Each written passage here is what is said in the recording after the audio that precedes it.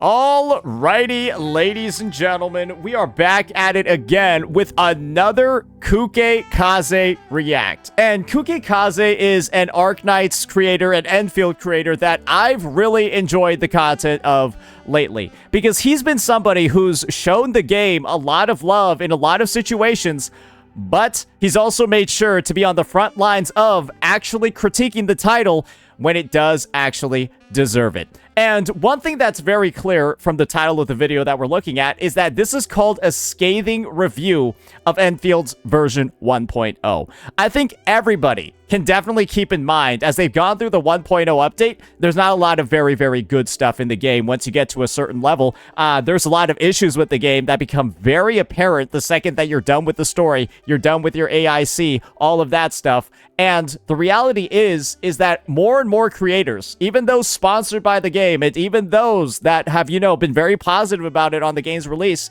they started dropping a lot of critique videos. And this one looks like a massive critique video over here, and the like ratio on it is looking pretty positive. So I'm just looking to see what's going on over here. It's a 35-minute video that I've already decided to speed up a little bit to 1.25, just so we don't get a little bit too sidetracked with what's going on over here. So without further ado, let's give this a bit of a listen. Let me start the video with mad heat. Okay, I'm just going to tell you my straight up opinion of Arknights Endfield, and that is, I don't like Arknights Endfield. Sorry, let me take a look at this. Hey, that's pretty good considering the fact he just took a fat shit on the game in the first 8 seconds. Yeah, no, he fucking dookied all over this thing. Doesn't mean that I dislike Arknights Endfield. It's more so that, sit in the shoes of me, alright, as an Arknights player who is someone who really loves Arknights, right? You can call me what biggest Arknights hypergrifter. I know what my favorite thing is about the Endfield situation. I literally made the term hypergrifter. I'm pretty sure I publicized the term hypergrifter. I'm not even joking. Arknights was live, right, for such a long period of time, and nobody thought to make the nickname Hypergrifter. Unless somebody can show that it was used before Endfield. I'm pretty sure I publicized and popularized it.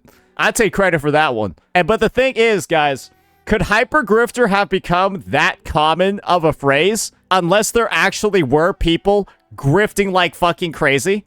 I'm not talking about Kukki Kaze over here, by the way. I don't think he's a grifter at all. There's a reason why the term picked up so much and got so popular, because there was just a lot of people shilling the fuck out of Endfield when they really should not have. Okay, but when it comes to looking at Arknights Endfield as someone who's transitioning the two games, I want to be able to tell people that Hypergryph is a fantastic company, that Arknights is a great game, and he wants to be able to. So it feels like he wants to be able to, but he might not be able to.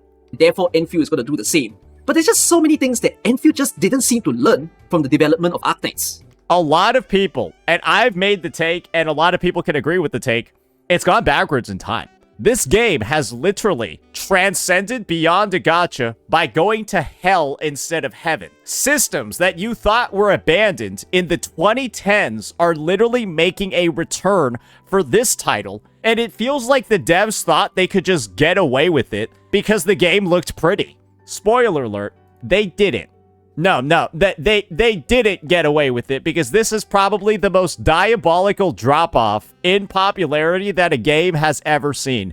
Endfield videos were getting easily 40, 50, 60k on release, and now they're barely scraping 10. I'm not even joking. Endfield creators are literally seeing their views get Thanos snapped like 3 times in a row. And this game, guys, was also probably the most highly advertised title in gacha history. I would actually, I'm not certain of it. I would put money, though, that this is the most highly marketed game in gacha history. There has been no gacha before that ran this many ads, that took out this much like of a marketing budget, and then failed this tremendously. Absolutely not. I'm pretty sure it takes the cake. They got XQC playing this shit, bro. XQC. It's true, there can be people who's falling off of the game right now, they've realized the game is not for them, they think the game is boring, and there's even Arknights players who's out there telling people that this game is disappointing, I was once an AK player and Endfield just doesn't hit the mark for me. And oftentimes when they compare AK to Endfield, they're saying that AK is a fantastic game right now and Endfield just don't hold a candle. But they are usually comparing to the current state of Arknights, being the 2026, 6-7 years version of the game. I'm sorry I said that number, but it really is what it is. This is the thing. I hate that this 6-7 dumb fucking zoomer boomer shit got so popular because there's just simply a very large number of applicable times you will say those two numbers together. It actually pisses me off that it became a meme. Nonetheless though, the starting of Arknights in year 1 and year 2, those were the times where a lot of you who play AK aren't actually here, and you guys only joined much later.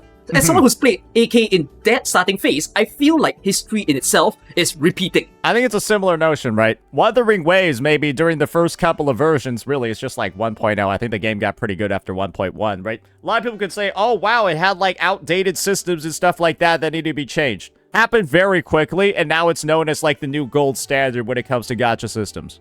AKE, though, came in and then went backwards, so it's a big difference. The starting part of Enfield has the exact same problems and troubles that AK had in year 1. Let me get this straight early in the video as well. Enfield is definitely in the same genre as Genshin Impact and Wuthering Waves, the 3D semi-open world RPG type of game, and if they choose to do that, I totally don't mind. I don't think there's an issue at all with that level of classification. It's mostly the fact that Wuwa came in, and then pretty much all of Wuwa's systems were Genshin, but better. Pretty much every single one. When it comes to like the forgery challenges, how you get the ascension materials, remember like the flowers and stuff like that, a lot more seamless, right? Reset every single day for all overworld materials instead of every 2 days. Everything that Wuwa came in with felt like Genshin, but more quality of life, blah, blah, blah. In order for me to respect that sort of choice, I really want them to be a different feeling of a game. Something that really feels like its own. Which, I'm not saying that Enfield's not different right now. Yes, the factory is a very unique thing that definitely don't appear in other games. It's a different way of getting the materials, the gear that you want for your units. I'm gonna be honest. It was neat. Then I realized what the gear system is, and it's building the same 70 versions of one piece of gear and then slowly upgrading them one by one to like slightly increase the stats. And the factory essentially is just used for stock bills to go buy baseline materials in the game. So it really, the factory now that I'm 50 days into the game, feels useless. Now that I know they're going to come out with higher level gear, and so anything that I invest in right now is just going to get power crept naturally because it's level 70 gear, and they're going to go up to level 80 or level 90 gear. I don't even care anymore about the factory because like I just need to wait until the actual good gear comes out. And there's also the... You know what I mean? It's just, there's a lot of just disappointment. I feel like now that you've seen the full picture of what the end game of the artificing system and all of that, it's very disappointing to see how the factory weaves into like the whole game experience. Yes, the factory is a very unique thing that definitely don't appear in other games. It's a different way of getting the materials, the gear that you want for your units. And there's also the combat, which if you actually delve into the intricacies of all the stuff, you'll realize that it's so different in the way that you think, in the way that combat flows. So those things I don't think are enough for me to say that Enfield is a really different and high impact of a game. So this is what I want to cover during this video. There are 3 main problems, alright? Gacha, difficulty, and replayability. But before I talk about them, I know some people will be saying, wait, there's so many other problems, and I totally agree. He's only focusing on 3 things. It's a super long-ass 35-minute video, and he's like, yeah, there's a lot more shit fucked up with the game too. Bro, just laying it all down. This shit is cooked, bro. This shit is cooked. Those are not problems that I want to focus on in this video, because the only solution I can propose is do better, Hypergryph.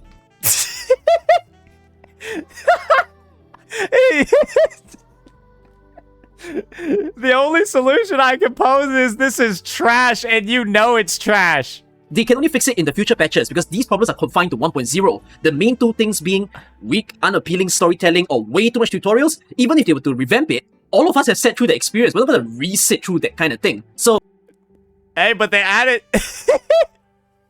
No, they want you to, Kukki. Hey, Kukki, I think you missed this part of the devlog, brother, man. Hey, yo, check this shit out. Instead of fixing shit in the game, they added trimmed medals so that you can manually do the tutorials. So they do want you to play this shit again, bro. Look at that. You want to know what doesn't have gold? This might be the only gold trimmed medal in the game, bro. Even doing the end game on agony mode, Umbral Monument only gives you silver ones, bro. This is gold right here. Or maybe the end game one is platinum. I don't know. Platinum and silver look the same, and they play the same in my League of Legends lobby, so it is what it is. All that can happen now is give us much better patches that are memorable. One last note before the meat of the video. That is, some of you might be asking me, wait, you're suddenly all like wanting to spill the beans on the bad stuff of this game. Why didn't you just do it earlier during beta test 2, where all the people were, you know, doing all the kind of reviews that they did? The thing is, I didn't find any glaring issues with beta test 2 because I think the core gameplay of Endfield is fine. It's fun to do the factory, it's fun of a combat, but the story part, yes, I feedback that it was pretty weak, and it turns out they didn't change anything. I was actually very surprised because these guys are arrogant. They have a massive ego, and they thought they could deliver one of the shittiest products ever created in 2026, and like, it would just be fine because they made the game look nice. I got to play beta test 2, I was invited, and I'm very grateful for it, but I got a shock of my life when I found out that the launch patch of 1.0, 80 to 90% of the content is the exact same as beta test 2, which And they removed stuff and features from the game that made it good. They removed a way for you to get rid of your purple and blue essences. All you can do right now is sell them for pennies. They just clog up your inventory. They get mass sold for pennies as like stock bill things. They had a way like in Wuwa to merge your old essences together and get a higher rarity one, and they took that out from the closed beta. I just think, isn't it very weird of a strategy that Hypergryph chose to take? Because it's almost like you revealed your full hand, and then everybody who got excited of the game, the streamers or the people watching those streamers are experiencing it all, and then when they actually play the game for themselves, they realize, wait, there's no new other additions. This is just the new meta that needs to be had for closed betas. Shit on everything. Just shit on everything, or retarded developers won't change anything. You've already seen it done for ZZZ. You've already seen it done for Endfield. Everyone said the TVs were shit and they like didn't do anything, and then they had to remove them post-release, and then the game died. In this game, bro, the endgame loop was shit, they didn't do anything, and now the game's dying. I don't know, strange little rant that I have to go on about, but really, I didn't have issues with beta test 2. The issues that I was looking out for is all going to come when the launch patch happened and all the subsequent updates. I was worried about the content cycle of the game, and now that we're starting to see it, I really need to address it.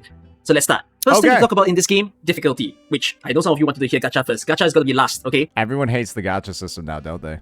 Guys, who was the first person that said this Gacha system was going to be straight up buns? Who was it? Hey, who was it? Hey, who ate every downvote a year ago? Lied to the beta test. And boy, oh boy, year ago, who ate a fucking Ian can't read? I love how almost every non-AK streamer lost their mind. If I had a nickel, I owe my apology to Tecto now, since this guy misinformation is on a whole different level. Hey, maybe I deserve an apology, you dumb bitch.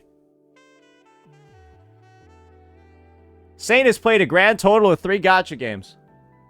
Well, I guess I only need to play 3 to be smarter than you, retard. You see what's going on here? Bro, I ate so many fucking downvotes back in the day for telling you that this system was fucking buns, bro. System was dog shit. One of the worst things that's gonna happen to the space. Didn't change a year later. Arguably got worse a year later. And now every person on Earth is complaining about this gacha system. Is kind of nowhere to truly test the units that you have in the game. A lot of the difficulty that happens right now is all self-induced. Meaning to say, you have people like me who's playing with full level 60 squads, not even doing any masteries. I'm just playing my units at skill rank 6, talents unlocked, and I've still stuck there at this point of this game. Exactly. For example, I just did Umbral Monument without using a shielder and without my healer on the Link set. The game was 100% harder because I decided not to just put on the fucking easy mode shit because it's 10 minutes fucking long. There's no need for any DPS. So really, the only thing is that it's just a survival check. There are other people who's doing things like solo runs where they use only a singular character to play, and it's interesting that it's possible to use a max character to defeat a boss, for instance. Or you have people that is just using singular team, trying to max them all out. Like,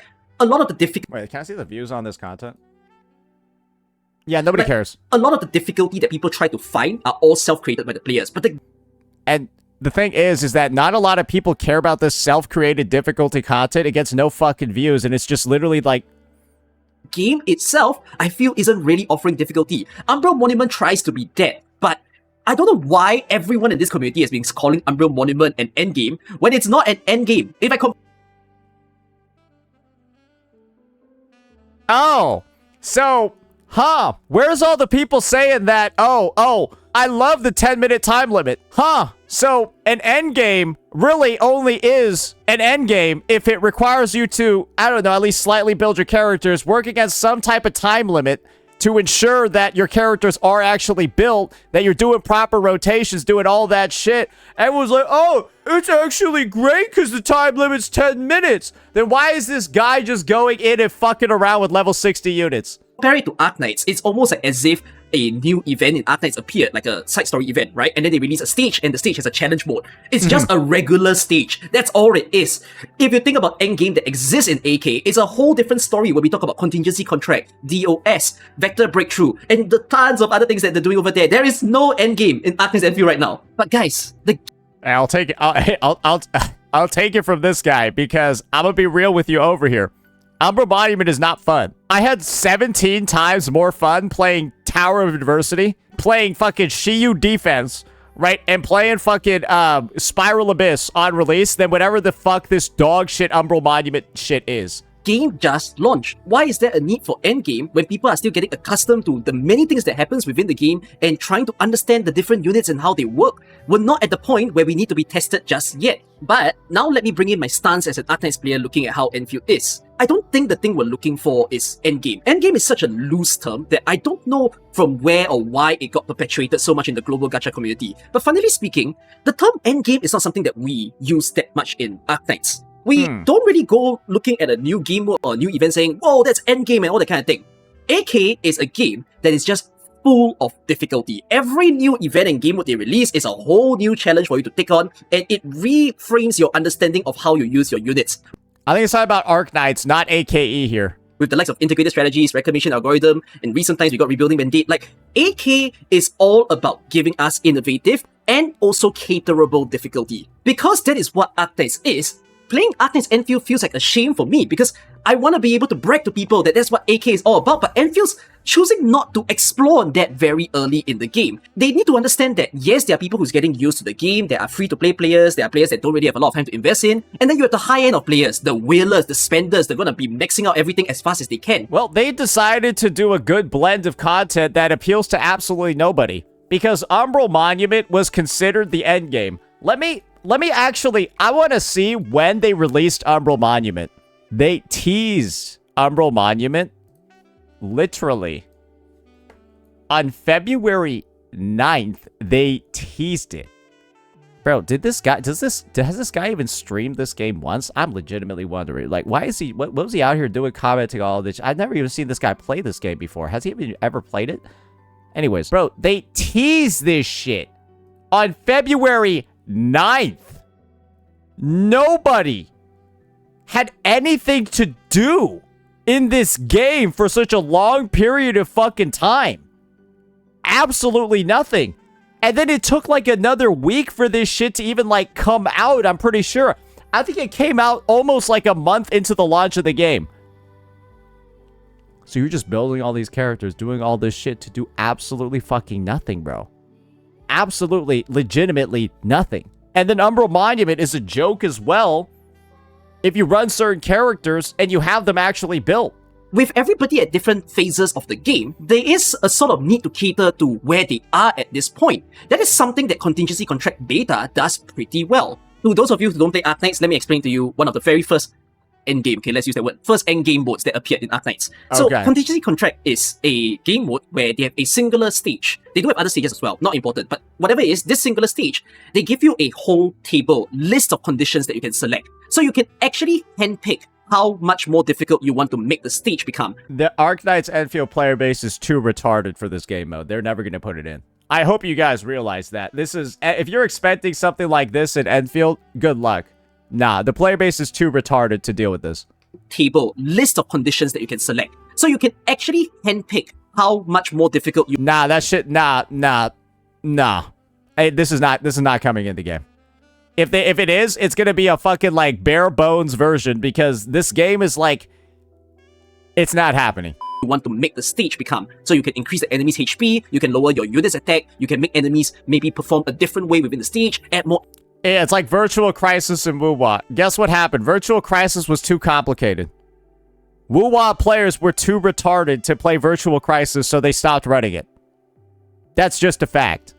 Enemies into it. So you modify the stage according to what you yourself are able to achieve. The great thing for that is that when it comes to rewards that you can get from playing this event, they didn't make it such that you have to select every single difficulty. They kept it at the familiar naming, which is Risk 18. So a lot of people try to strive for that, and then afterwards, anything beyond Risk 18, there's no reward. But if anything that happens, it's for your own personal satisfaction. No medals or anything. If you want to just show off to people that, hey, I can complete the whole table, or I can do like, -5 with conditions, you can do that. The great thing is that in quite a lot of contingency contracts, from the multiple seasons. I mean, it's the same thing for Virtual Crisis, right? Yeah, right. It's just a high difficulty. Choose whatever you want endgame mode. No time limit as well for Virtual Crisis, though it does make it a little bit goofy sometimes. And yeah, at a certain point, you don't get any actual rewards at all. Some people really like it. I think it gets boring after a minute because, like, I personally am in the boat that Virtual Crisis gets a little bit boring because you don't need to do anything properly in that game mode. You just need to, like, look at the buffs and just, like, abuse the buffs and how they interact. Some people really like Virtual Crisis. I think it's because you guys, like, just, like, have, like, a fucking unk mindset. That's my personal take. I feel like you guys just, like, come from the era of, like, unks creating, like, their own fun. They can add a 3-minute timer as a stress token. Yeah, they could probably make the game mode more fun for certain people.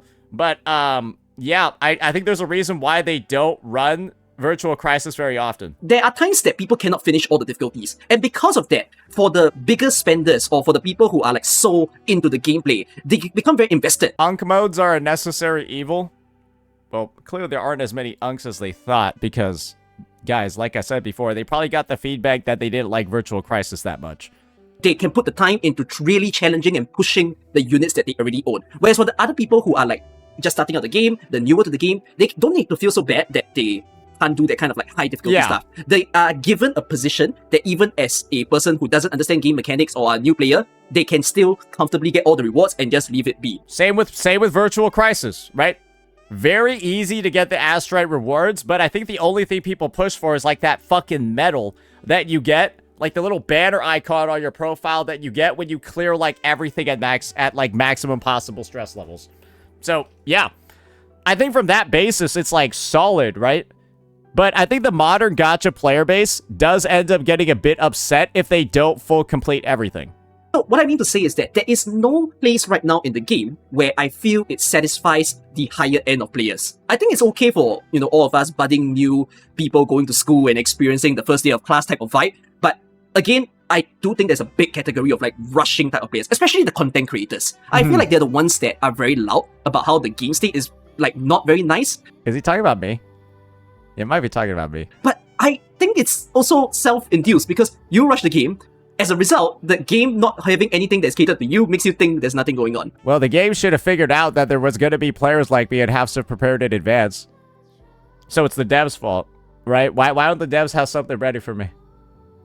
Why is there a wrong way to play the game? I don't think he's calling out anyone in particular. I think a lot of CCs were in the boat of, I think, like, Fobmaster, for example, has been bitching and moaning about this shit, right? A lot of us have been bitching and moaning about the lack of real, actual, like, fun content to do once you're done with the story and the AIC and all that. It's not the content creator's fault or such rushers' fault that... See? Look! It's not our fault! It's Hypergryph's fault! See? They are doing this. I think it's for the game to actually do that job. Guys, this is why I said I like Kukki. We think on the same like it's not even we think on the same wavelength. This is the only wavelength someone should be thinking on. So he's just normal. There's not a lot of normal CCs in this space. Let me just tell you that. Make sure that they feel like they have a place to play within the game. There is already opportunity for difficulty. This is the common sense take. Very rare, I know. To exist within this game. With the likes of Edge Space Salvage, which, by the way, is dog shit. Please tell me it's fucking trash, bro. Of all the different innovative and bright stuff that Hypergryph has ever done, I need to just straight away tell you, this is the worst game. Yes!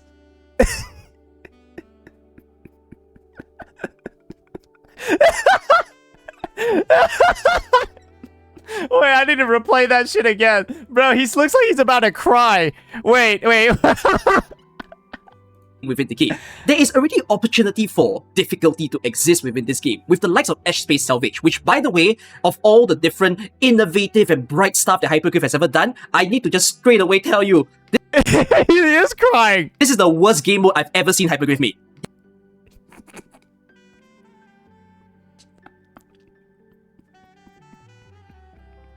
And the funniest shit ever is when your weeklies in this game, for 5 out of the 10 points, tell you to go play Edge Space Salvage. Bro, I've never done that ever. The concept of that game mode, I like it, but the execution of it is so poor. Okay, I feel like I'm not in the position to speak about what I think that they should improve about the game mode, because I'm not someone who studies game design. But I do... No, just say it. Any suggestion makes it better. I don't know, like, it was not play tested a single time. That's what I have to go with. Edge Space Salvage, in its current iteration, is just proof to me that none of the Endfield developers play the game. They don't. Because if you played it, you'd be like, this is fucking dog shit. 3 steps into the game mode and your inventory is full. What's the point of it being like a looter, extraction looter, whatever, when you can't collect anything?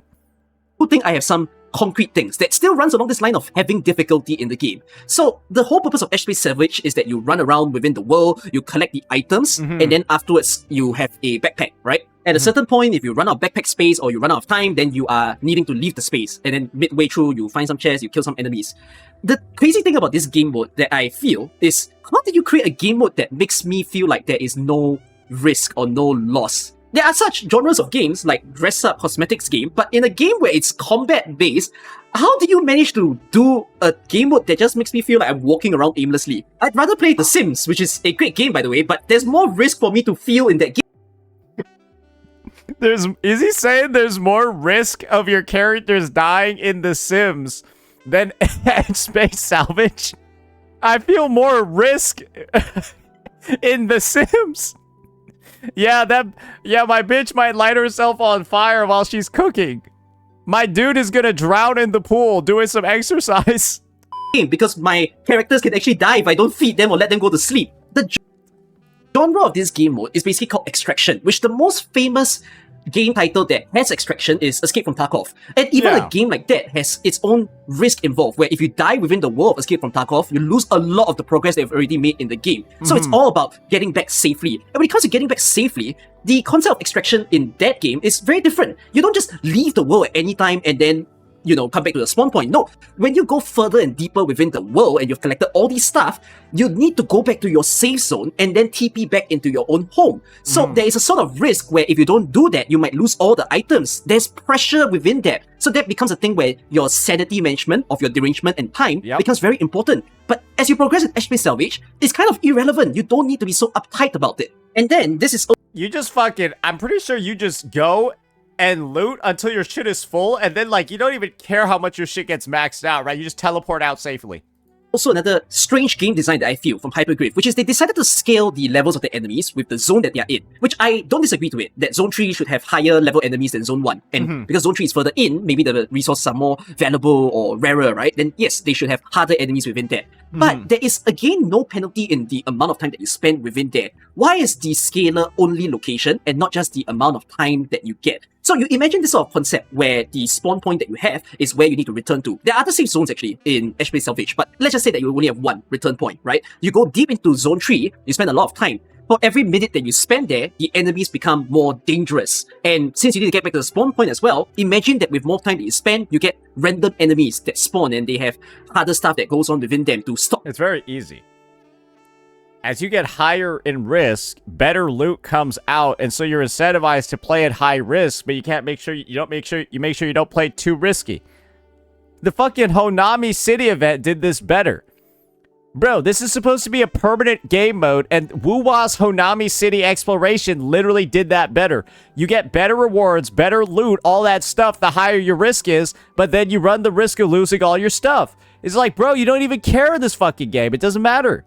You from trying to get back into your safe zone. That makes Edge Space Salvage a lot more exciting when it comes to like, oh yes, I got to grab these stuff, but at what point should I start making my way out of this place? Time as a difficulty. It doesn't really add risk. The risk is losing all your stability and losing all your shit. Because in this edge space salvage mode, you don't fucking lose anything when you cap it out. The run just ends. Scaler is not unheard of in Arknights. They do that with Stronghold Protocol. They do that with SSS, where the more time that you take, then they will make your life more difficult. Why aren't they doing that with Edge Space Salvage? It's such a boring game mode. But this is what I mean, that difficulty is so important to the game, and Endfield needs to do it to impress people. It comes in the form of future enemy designs, future... They could have easily made a super high tier edge space salvage that's just permanent, that's super fucking hard. It was really that easy. Have it permanent, it doesn't reset, but it's just hard.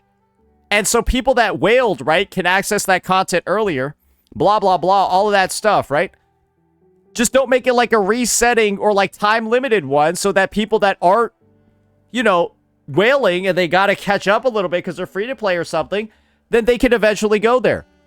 Honestly, HSR with its fucking simulated universe did that shit better. They could have just made it like the Sim Uni from HSR. That was actually decent until they started getting into like Golden Gears and whatever the fuck else they... And that simulated universe turned into the worst fucking game mode ever, right? It was just... They had so many different blueprints, so many different past examples to look at to make this not a piece of shit, and they came out with the worst game mode, I think, in Gacha history. Game mode designs and improving on whatever that they say are permanent game modes. I think it's a little bit... What's the word for this? Humorous? I think it's really harsh for me to put a word like this, but Edge Space Salvage is an embarrassment to Hypergryph's brand. And if you call it a permanent game mode, treat it like one in terms of your development. I think they can fix it, and that's why I'm even proposing solutions for it. I don't think he's being harsh enough. It's complete dog shit.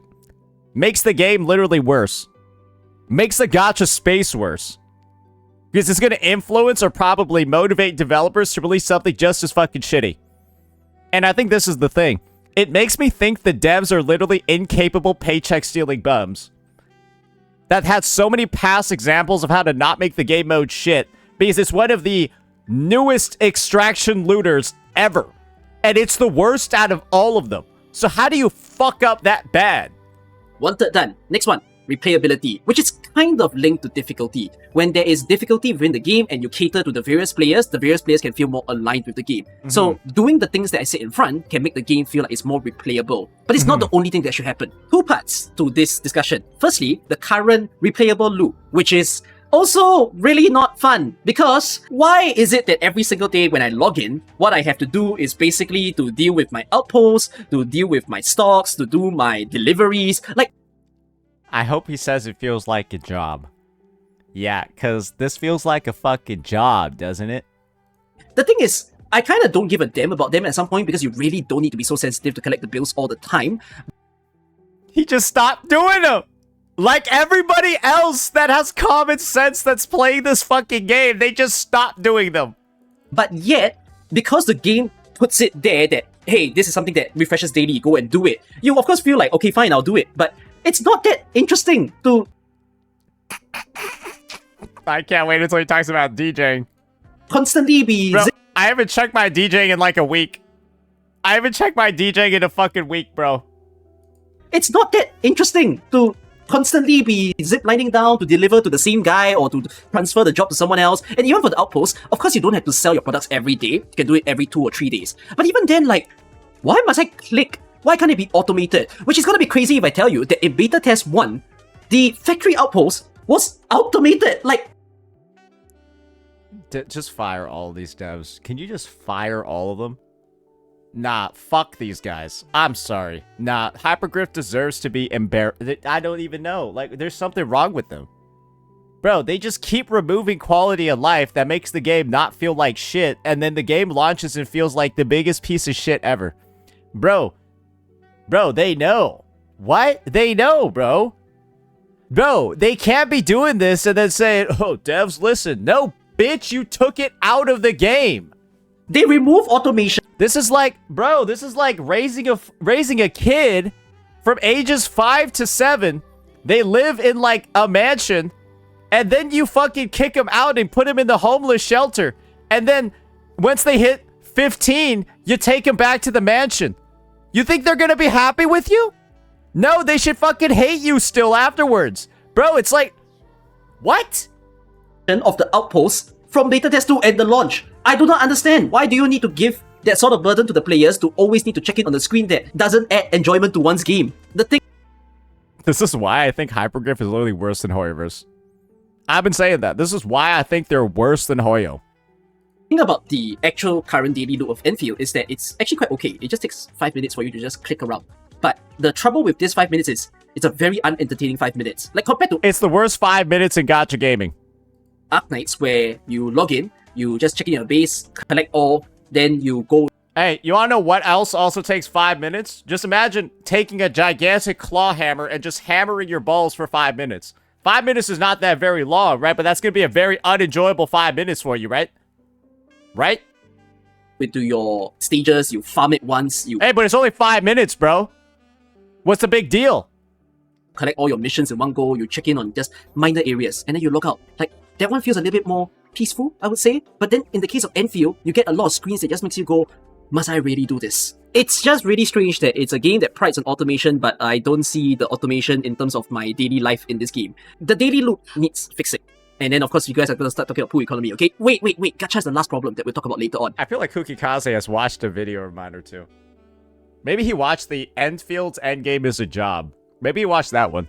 Second part to this is that the replayable stuff after you've done your dailies, like why would you stick around to play the game more than just the daily missions you have to complete? In Arknights itself, we do have the ability for you to play not just from your stages being completed, but there are tons of things that you get to do in order to push your teams without the use of your own energy, with the likes of integrated strategies, reclamation algorithms, SSS, annihilation, side story events, main story chapters, holographic combat matrix, paradox simulations, any old stage that you want to revisit and put your units to the test. There's like 20 different things that you can do after you're done with the daily loop. Endfield, I can go play Edge Space Salvage. what can I do? Punch some monsters in the overworld. I did start. No, Kukki, you can go play Edge Space Salvage. That's misinformation, bro.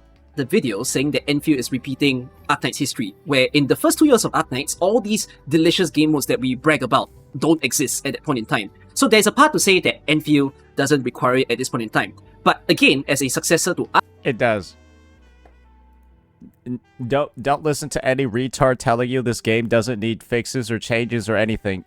Don't listen to them. They're fucking stupid, okay? They're dumb as shit. They just want people to say the game is good when it's not good. That's the truth.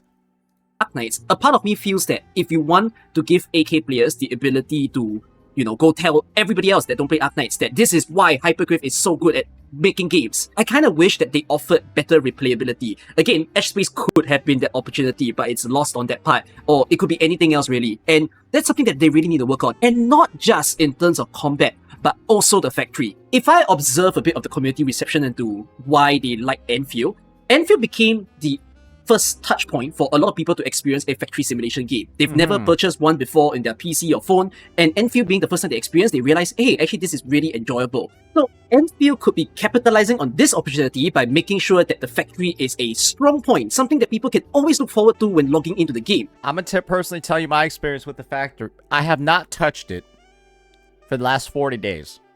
I think I got to Wu Ling, I finished the Wu Ling story, I set up all my factories, and you just don't touch it. You don't touch your factory for the next 40 days until the next update comes out in 1.1. People are just gonna explore the new area, set up their fucking copium ores and shit that you need the fucking stupid ass, goofy ass water pipes for to mine rocks. Then you're gonna set up your fucking copium, stupid ass plant to go make your stupid copium fucking components so you can go make the new fucking gear. That's it. But unfortunately, they didn't do that. Once you've built your factory, all your outposts, all your main bases are already built and you can satisfy the outposts, that's the end of it. Why would you explore to build the factory even more? Maybe you want to do a bit of funky design, but there's only so much time that you want to do weird stuff with the factory, and eventually you start thinking to yourself, I can't really do very interesting things as compared to the actual bigger factory simulation titles. Hypergryph should be well aware that people really do enjoy the factory aspect of the game. And there's even people who are saying things like, I hate the blueprint, I wish people weren't copying, and I wish people learned it more, right? So, I totally agree. In this case, I feel like it's on Hypergryph's part to, again, be able to use their expertise to be delivering a sort of replayable feeling towards the factory. That's ideas that I have, but it's definitely less concretized, I would say, compared to the things I proposed before. Like, for instance, they could maybe every week propose like a brand new formula of a random item that you have to sell to outposts, and then it's just bonus bills, and you Make it fucking give Oro Barrel. I don't fucking care. Yeah, hey, we got an emergency order. Like, I don't know, Japan needs cooking pots, and they're made out of barium or some shit, right? Hey, make it give Arsenal tickets and Oro Barrel. That'd be pretty neat. And you just gotta make like one production line or something, and then you get like a bonus 1,000 power to all your facilities, so you don't have to build any new power generators. And so it's just like, hey, like, I don't fucking know, bro. Why ain't they done that? Because they're stupid. have to build it. It's not like you have to, but do it in your own interest and time. They can do a sort of mini game of the factory where it doesn't allow people to copy blueprints, right? It sets up a challenge. Can you produce a pipeline in 10 minutes? And they give you the formula where you know how to sequence everything without any sort of guidance. Of course, some people will still use videos if there's no blueprints. But you get my point. Like, again, I'm not as good in terms of proposing a solution here. All I can say is, this is definitely a selling point. Weekly weapon ticket and Oro Barrel things from setting up one product. Yeah, that'd be fine. But hey, no, let's just give them 100 weapon pulls a week from the weeklies and 20 from each time they buy it in the credit store. It's an area they must work on. I am absolutely dying for something more replayable in the game. It's not going to appear in patch 1.1 because we've already seen what's in the live stream. I still hope it's going to be a fun patch. And it's fine if all those... He's going to be making a second video like this in like a week into 1.1. I think he's going to make it 3 days into 1.1. experiences of side stories and main quests are one-time things that you settle in 2 days. But please, Hypergryph. That's the only thing in 1.1, bro. You just talked about what would make a patch not feel good, and you just talked about the only things that are in 1.1. It's like one-time stories and like a shitty little area and like one fucking component. That's it, bro. There's nothing in there. It's actually a filler patch. I don't even know how, like, that they mismanaged their development pipeline this much. 1.1 is actually a filler patch. We love Arknights for just how much you can do that is not just from a singular patch update alone. All the past content that you've made permanent are still so... And the realization is going to be that it is a filler patch very early on. I personally think Kukki Kaze is just putting up a bit of a front here. I think he knows the patch is going to be doo-doo water. I think he does know the patch is going to be doo-doo water, but he's hoping for a miracle. And truly, you can't actually judge it until you play it. But wow, from what I've seen before in past gacha games, this does look like some shit. fun today. Even IS2 that appeared in year 2 of Arknights is still a fun game mode today. So therefore, you can do the same in Enfield, please. Otherwise, I'm sad. Final. Think about those game modes that he's talking about as like a Banners Never Fall in Wuwa, or even the Honami City thing. Those are like one-time exploration events, blah, blah, blah, combat fusions that are fun. And they were fun playing them, and you do them one time, and then you sort of move on, but they were still fun to do at the moment. Topic. Gacha, welcome. I think some of you skipped the video to only... He go, dang, 21 minutes on everything else? Now I go spend 14 minutes on the Gacha system. Oh boy. listen to this part. Congratulations. Anyways, yes, Gacha is a problem to me. Yeah, some shit. Not in the same way that I think some people are highlighting. So, the thing about patch 1.0, as for what I can see for free-to-play players, is that by the time you're at Yvonne's banner, which is what's happening right now, I do think that you can collect a total of 260 pools. Around there, like 250 to 200. I'm not even close to that. You want to know why? Because the game's not fun enough to get all 260 pulls. It's not. And that's why a lot of people quit. A lot of these guys like to talk about how many pulls there are in 1.0. Bro, that requires you to play Edge Space Salvage to get all of those. You think anyone's actually doing that shit? No. You think anyone is fully exploring the map and doing like all that shit? Maybe. But the reality is, guys, this requires so much like time in the game when the game is not worth the time expenditure. 70 as a free-to-play, which actually means that you can guarantee 2 characters. Maybe you couldn't guarantee Gilberta, so you skip her and then you try to guarantee Yvonne. You all have all different methods. Or some of you got lucky, right? You spent 80 pools, you won 50-50 3 times as a free-to-play player, so you got all 3 characters in... Or you re-roll until you get Yvonne day 1 like I did. That amount of free pools that you got. But it is very nerve-wracking to see that all these pools that you collect are not things that you get straight away at the start of the game. It's all about you experiencing the game every single hour, finding all the chests, finding all the side quests, doing all the main story, completing all. Thank God he's telling you it takes so much time, and like nobody's gonna spend that much time. The stages for the first time, and then you claim all these pools ever so slowly to attain that 260. I think this amount of hard work that you need to get the pools is so unusual for an Arknights player, because it's not that difficult in Arknights for us to get pools. You just get your pools from your daily missions and Annihilation, and that's all the avenues that they put. Yes, you can get Originate Prime from completing stages for the first time, but we don't tend to use it for pools. We tend to use it for skins, unless in emergency scenarios then we convert it. But in the case of Endfield, you are scrapping every time, and I think that just puts so much stress on the players. As a result, you have so many people every single day in the first month, and maybe even now, still complaining that Enfield's gacha is horrible. Pools are nowhere to be found. Like, what's the point if I tell you there's 260 if these people are not actually experiencing it for themselves? You could. But hey, you could just be like Rene, bro. Hey, just be like Rene, bro. Hey, just play for 27 hours in a row on release, bro. I'm sorry. I didn't even know he released this during the React. That's hilarious. I'm sorry, bro. Wait, no, that's so funny. Bro, he's still doing it. Bro, he's still doing it. He's still going, bro. He won't stop. Bro, it's... Just say it's not... To say, well, sucks on them because they don't... Bro, I'm not gonna lie. I kind of respect it. Like, I kind of just respect it, bro. He just doesn't care. He just doesn't care, bro. Dude. The time to play the game, then it's their fault for not getting the pools. But you need to understand that when it comes to gamers, we are all still regular human beings that might go to work, that might go to school, and when it comes to the amount of time that we have to invest in Endfield, it might only mean 1 or 2 hours of our day. And that's not really a very comfortable way to experience Endfield, right? A lot of you will say that you've sunk tons of hours in one go in order to play Endfield in this launch patch because it's just that fun. But for these people, it's so difficult for them to feel fun, and then especially with them feeling that, well, it's not their fault to feel that gacha is important. After all, Endfield is a gacha game. But when they have that in their mind, then they feel like, oh crap, I can't even get these things fast enough.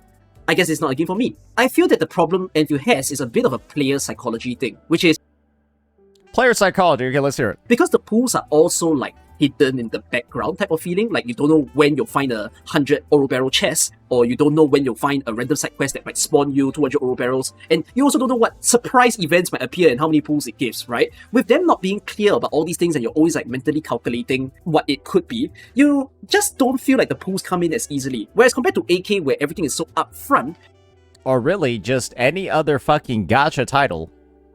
Not even AK. It's just, I feel like AKE is the only one where it feels like you get nothing. I've never been in Wuwa, and I feel like I don't get any pulls.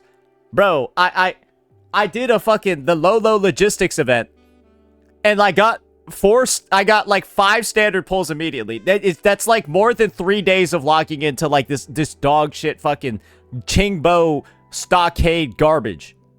and you know that, hey, there's a weekly game mode that you need to... Wuwa 3.1, I logged in and got 50 pulls off rip. Yeah.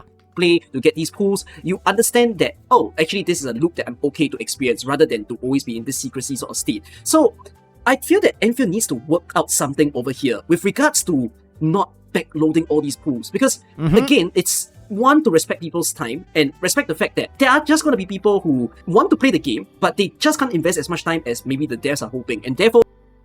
And, well, when your banners have no fucking pity carry forward, there's no point in even pulling it all, so it just feels like if you don't play this game like a job, just don't even touch the gacha system. Rather than to punish them, at least allow the pools to be more front-loaded. Experience a bit of a higher amount daily or weekly through logins, through a nice game mode, which, oh, please give me something better than X-Base Salvage, like 10 times better. But whatever it is, they need to work on that, because otherwise, like, it's very hard for us to, like, defend on the gacha system that Endfield has. Yep. We can say that the gacha system is all good, but if it feels bad, that's enough for you to say there's something wrong. Like, There'd be no problem, right? If you got shit out 120 pulls a patch, I don't think anyone could critique the system. Agreed. If you just shit out 120 pulls in a patch reliably, and you could get them all within like a character's banner, no one could complain about it, right? Because you would just guarantee the character, guarantee the weapon, whatever, move on, guarantee one character a patch. But apparently 1.1 has 67 pulls. Well, the weapon banner would still be shit. Oh, that's true. Yeah, there's no defending this weapon banner system. It's trash. Yeah, that's fair. At least the character banner. I agree. Enfield's gacha, I think it's good, but I also feel it's shit. What a weird problem it has. I'm going to further elaborate on the part where it feels crap, but when it comes to the gacha side of things, I also see a lot of AK players bringing in the fact that they wish... Wait, I need to replay that one more time. What did he say? Feels bad. That's enough for you to say there's something wrong. Like, I agree. Enfield's gacha, I think it's good, but I also feel it's shit.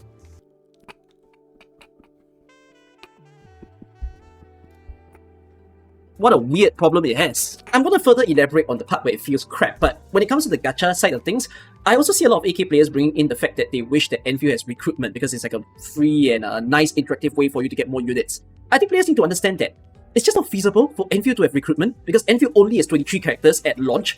AK started with like 150, I think, characters at launch. So it makes so much more sense that AK needs this unique recruitment system so that people can gather more of the character pool. Whereas Enfield, recruitment for what? Like for a 6-star to appear? I guess they can, but then the 4-stars and 5-stars are so unentertaining in the game. So it's not feasible to do recruitment. Could they invent something similar? Maybe. To me, standard recruitment banners, being the one with the 5-6 stars right now in the game, is kind of a replacement to recruitment, except that they do need to make it feel like it's a fun thing to do by giving more standard pools, rather than to never give it anymore. Hey, have you ever seen a gacha game in 2026 release where, sorry, in the last 5 years release, where there's no way to get standard pulls? There's no recurring way to get them. These guys somehow did that. After that interjection of just talking about recruitment as a suggestion, let's talk about the gacha system, because I think you are familiar with the gacha system by now, okay? I don't have to rehash to you about the, oh, no 50-50 carry over, 120 guarantee and all that kind of thing, and it's always hotly debated as to like whether this is a better gacha system than the other games. We don't have It's worse. We just know it's worse. to get through all of that anymore. But I'll just simply tell you that this gacha system, I have one major critical problem, and I just feel, Hypergryph, please listen to what I'm about to say. Oh boy! Oh boy, he's ulting! Guys, he's ulting!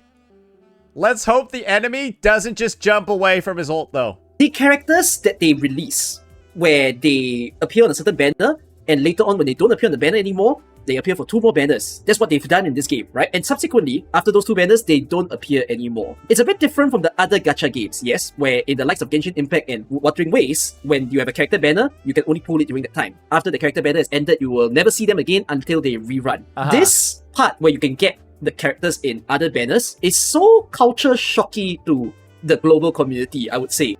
I can agree with that. I think it's weird. But I didn't think this would be the thing he mentions. Maybe I need to let him cook more.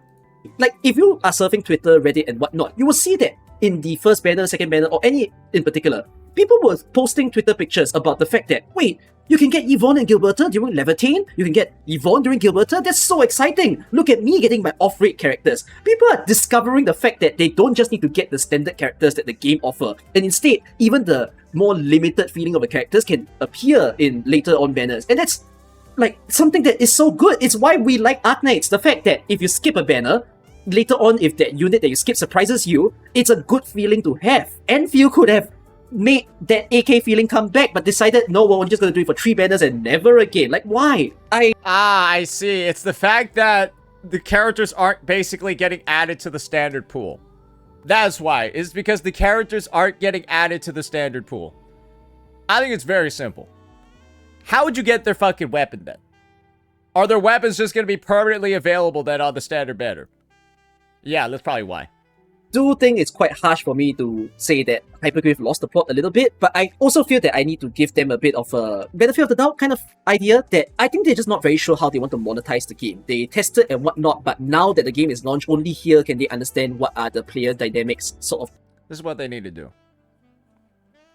Just make it like Genshin, Wuthering Waves, and every other fucking gacha game on the market. What the fuck is wrong with you fucking idiots who decide to go ahead, have like weapon banners that persist 3 fucking banners afterwards, but then make it so that the only way to get weapon pulls in the fucking game is to pull characters. And so you just end up in so many situations where you don't even have enough fucking arsenal tickets to be able to pull the weapon that you want, and then you have to end up pulling on banners you don't even want to fucking pull on, but then there's no pity carry forward, so you just feel like you have to waste your pulls like a fucking idiot in this game just to work within the confines of the fucking system.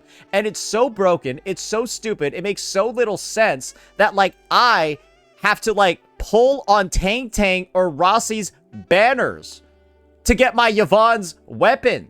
What if I don't want them? And then people say, oh, it's actually okay, right? The fact that the way the Arsenal tickets actually works is fine because the banners last three banners for the weapons. Yeah, it lasts 3 character rate-up banners for the weapon. Why do you think that is? It's because they're just trying to get you to waste your fucking pity on not even getting close to 120 so it all fucking evaporates so you can get a weapon. That is their intent. Because otherwise, you would just be able to convert your Oro Barrel to Arsenal tickets. Then you wouldn't need to worry about, right? The fucking weapon banners persisting. It's all just designed for you to lose your pity. Why do you think the urgent recruitment is there at 30? The dossier, right? All that shit. Why do you think it's all there? It's so they want you to waste your pity and just lose all of it. And so you feel incentivized to spend so you don't waste your pity.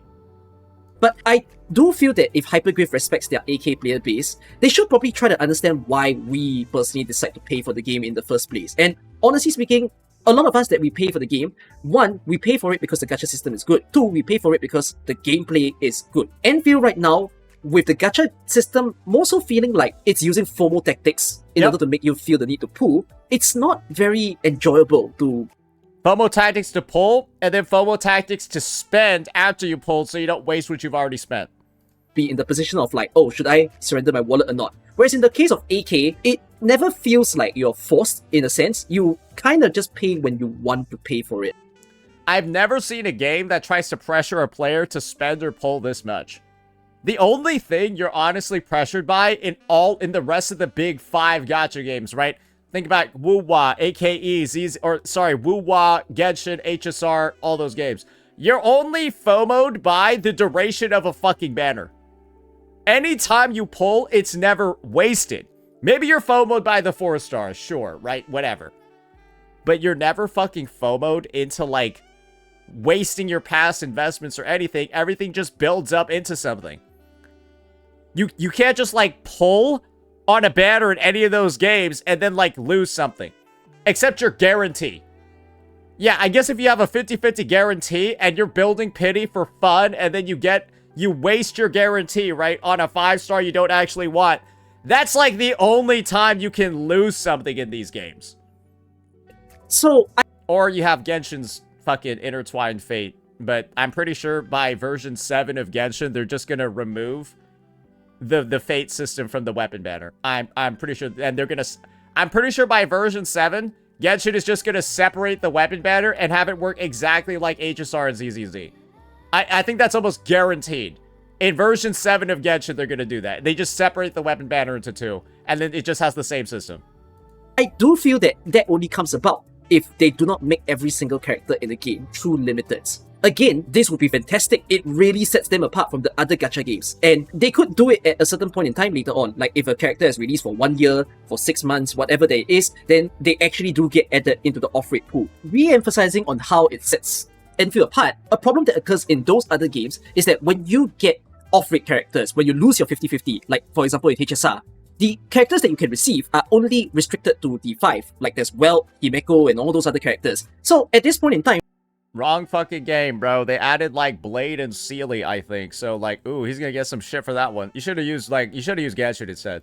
For Genshin players, they're already on, like, C30 or C40 TT. And that's gonna piss the crap out of them because it's never interesting to get an off rate and to just see it be the same face all the time. Like, nobody's at C30, bro. I'm gonna be honest with you, Kukki. You're heavily overstating how many pulls you get in Genshin Impact. There ain't nobody that's not whaling that has like fucking C30 units in Gensino Impacto. You gotta be a fucking giga whale. Bro, you get like 50 pulls a patch in that fucking game, bro. Who the fuck is out here getting like fucking C30 jeans and shit?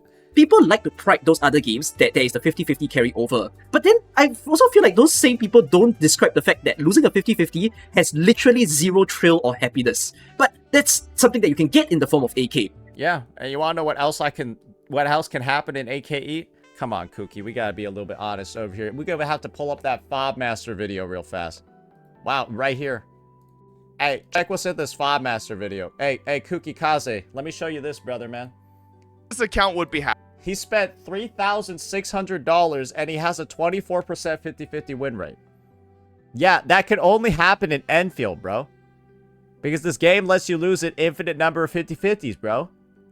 Bro, you can only do that in Endfield. There's no other gacha game on the market where this can happen to you. This is the Endfield experience. Lose an infinite number of 50-50s. Look at that. Hey, check this shit out right here. Boom. Gilby into... Oh, Gilby. Then we got Ardelia. Then we got Last Right. Right? Ooh, Ardelia. Ember. Ardelia. Pog. These are all 50-50 losses, by the way. 1, 2, 3, 4, 5, 6, 7, 8, 7. Do you see this, bro? That's a lot of embers, right? That's a lot of 50-50 losses, bro. Why do you think this guy doesn't spend so much money on this game? Probably because the system feel like booty cheeks, bro. Feel bad. Endfield is doing the halfway point. Why not just go all in? And that way, you can really help people to feel like, damn, gacha in this game, there's the 120 stuff and all that sort of things, but off-rate pooling actually feels pretty nice as well. This is definitely not going to be an instant solution. I think it's just a matter of time. Maybe add it 1 year later and surprise all of us. Tell us that, hey, Levitine is rerunning, by the way, but from now on, Levitine is in the off-rate pool, or Levitine goes in the basic hit hunting pool as well. The banners in Arknights are so much more interesting than what Endfield is offering, and of course, I think this is an unfair comparison. Arknights has ran for 6 years, Endfield only just started, but it's also a 2D game where I feel like the budget for making the characters is like literally like a fucking like a tab of LSD in a Slim Jim for an intern vibe coding at the office. There's a lot of banners that we enjoy in AK. Those that gives only guaranteed 6 stars. Like currently in Arknights, we have Orange Earring banner. Choose 3 6 stars. They're the only ones that you can get if you obtain a 6 star. There is Joint Operation. There are only 4 that you can confirm get. There is also New Year banner, where the operators that you don't own, they're the only ones that appears in your 6 star banner pool. A lot of different stuff that occurs in AK that are actually enjoyable as a pooling experience. Will Endfield be able to emulate that? Is something I'm gonna have to observe patch by patch. I have one more challenge to give to Endfield as well. In Arknights, I think that Kukki not playing other gacha games like the mainstream ones is what might actually be hurting his take a bit over here. My personal opinion is that Kukki would have... I think Kukki should be playing Wuthering Waves, or Zenless Zone Zero, or Genshin. Or maybe even HSR, to be honest. I feel like he should at least play one of those games to understand why so many people hate this fucking gacha system. I do. And I feel like the fact that he doesn't actively play either of those titles is why he is... I think he needs to be harsher on, like, the lack of pity, carry forward, and all of that. Like, I feel like Kukki needs to experience raw dogging a 10 pull and then getting a unit with no risk. Like, he needs to experience just raw dogging a 10 pull on a banner that he isn't prioritizing, but he's just building pity for fun, and then he just gets the unit. Once you experience that, or like, I don't know, pulling early in a patch, when you know you can get the unit, right? I don't think he's experienced that. So that's kind of like... I think that's what's kind of like constraining his point of view on some of the things. And yeah, I don't think he mentioned the weapon tickets. They're diabolical. You can use your yellow certificates to buy 6 stars. In Endfield, you can only use it to buy 5 stars. But eventually, you're going to get all the 5 stars. Again, Beta Test 1 lets you buy the 6 stars directly. Beta Test 2 and launch, no longer to be seen. So, Endfield, can you somehow let us buy 6 stars in the future with yellow certs? Would be... No, they'll tell you just go fuck yourself, and they're just going to remove all the features from the game. Yeah, absolutely amazing. Well, it's Bro, was the CBT1 version of the game just the best one on the market? Can you just relaunch that shit then? Oh, yellow certs. All I've been hearing is that you've just been removing shit, and the game is dog ass right now. In this game. Whatsoever it is, summarizing on the matters of gacha. 1, make the pool economy feel nicer. It should have more fun. That's loading. fair. It shouldn't feel like it's a... that's fair. I wholeheartedly agree with this point. Yes, 260 pull might be a lot in a day 1 patch, but bro, it feels like you have more like 180. Pain. It's a stressful thing to do. 2, gacha system, make it feel better. Like I said, in theory or on paper, it might currently feel that it's okay, but the feelings that players are constantly putting up, Hypergryph needs to figure out how to deal with this. I'm already proposing the fact that just give me my off-rate units. That will make me and all your AK players so happy that it's the... No, that's not the fix. One, make it so I'm not actively punished for losing 50-50s by A, resetting my 120 on like the 80. Bro, it's like if you lose to 50-50, there's a chance that you could just get another unit in like 10 pulls, no problem. If you win, then you lose that opportunity to get a free 6-star for 10 pulls. The fact that that shit is in the game is absurd. Where you're praying in certain conditions to lose a 50-50. Who's ever wanted to lose a 50-50 before? There's no game where I've been like, I want to lose a 50-50 other than Endfield. The fact that there is a negative incentive, right, to winning one and a positive incentive to lose a 50-50 is the most retarded shit I've ever seen. I think the only time you can want to lose a 50-50 is if you're building pity on like a Genshin banner. Like when you're trying to get copies of, I don't know, like fucking Farazan, or like the broken 4-star units, and you're like, oh god, I don't actually want this on-banner character. I hope I lose so that I get the next character guaranteed. Right? It's just shit like that is not... So many issues that when you compare it to other gacha titles, and this is why I'm saying Kukki should at least understand, right, why these other gacha games these other gacha game players hate the Endfield system so much. It's because there's so many layers that I feel like AK only people, Arknights only people, just, it goes right over their head. Because they went from Arknights to just Endfield, but then none of the other games in between. Exact same thing happening. The 3 areas that I touched on in this video, Think about it this way. Enfield's gacha seems like a blend of AK plus a modern title like Genshin or Wuba. He's coming in, Kukki, you're only coming in with the AK perspective. You kind of need the Wuwa, Genshin, HSR, ZZZ perspective to fully complete the loop here. Again, difficulty, replayability, and the gacha. Because winning a 50-50 early in AKE, what does that mean? You can't get the weapon unless you start throwing pulls at a banner with no pity carry forward. You can't get the weapon unless you start throwing throwing pulls at a banner without pity carry forward. You know that's true.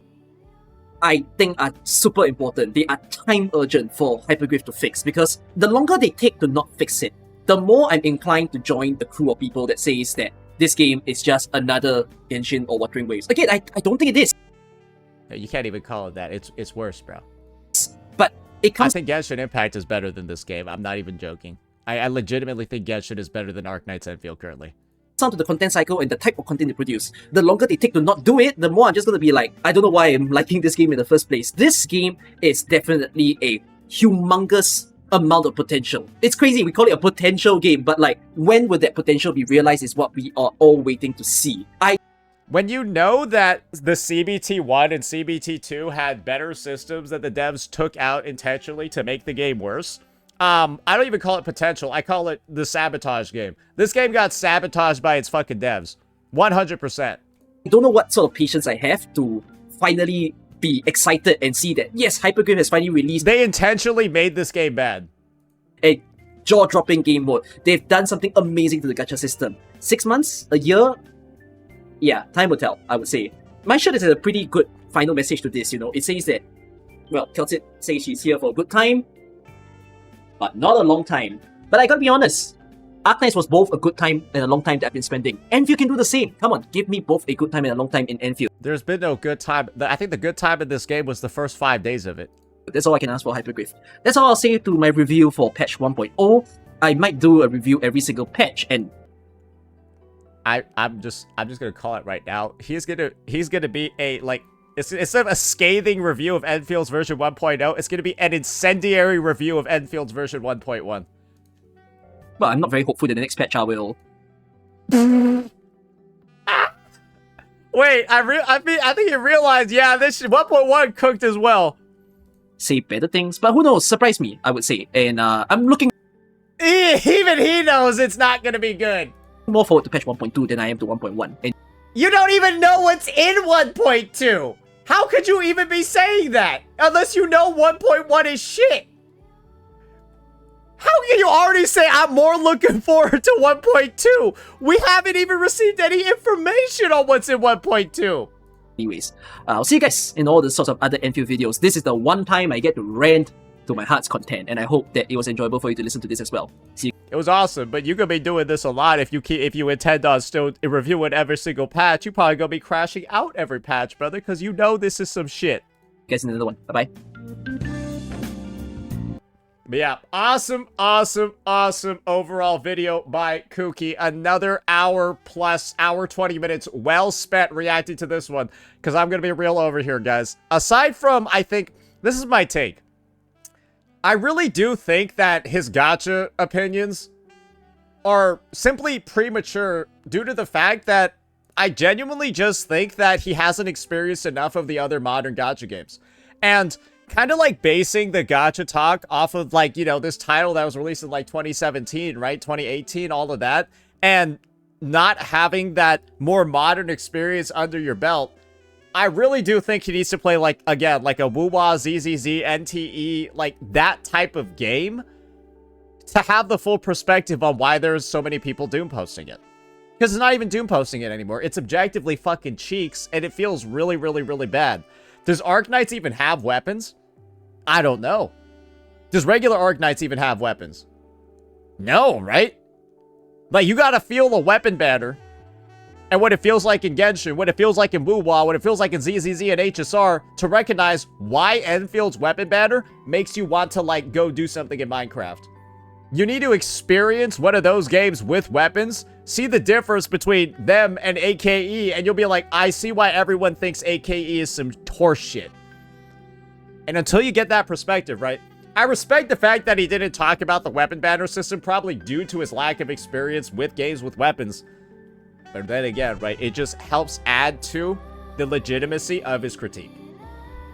That's my take on it. Awesome video once again. And of course, I have been loving a lot of Kukki's content. Would love to have him on the podcast as well if he'd be willing. But yeah, maybe he's not looking to farm that much heat. Because as you all know, I am the boogeyman of the Arknight space. Or really, the Endfield space. But I have no issue being the boogeyman when this is the reality of the game. And I didn't do this. Hypergryph did. Let me know what you all thought. Peace out.